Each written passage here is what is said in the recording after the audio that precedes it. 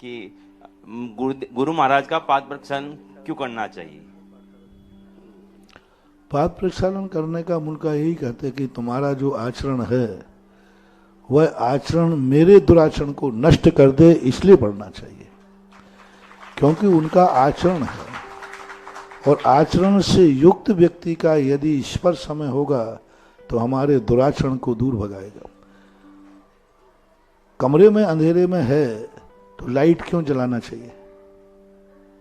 बोलो, रोशनी अंधेरा दूर भागेगा, नियम है।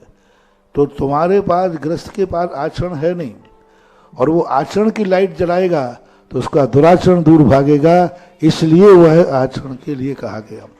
भगवान का मस्तकाभिषेक किया जाता है, मुनि का पादाभिषेक किया जाता है, क्योंकि मुनि का जो पाद है ये सबसे ज्यादा 24 घंटे में मुनि का ध्यान पैरों में होता है। सबसे ज्यादा यदि अहिंसा धर्म पलता है तो पैरों से पलता है। सबसे ज्यादा करुणा यदि 24 घंटे साधु रखता है तो पैरों में रखता है, क्योंकि पैरों से जीवों की आराधना होती है। तो सारी ताकत साधु की पैरों में होती है। कहीं मेरे पैर से किसी जीव की आराधना हाथों से कम होती है। शरीर के किसी अंग से आराधना होने की संभावना ज्यादा, सबसे ज्यादा किससे है? पैर से। क्योंकि आंख 6 फुट ऊपर है। आंख कितने ऊपर है?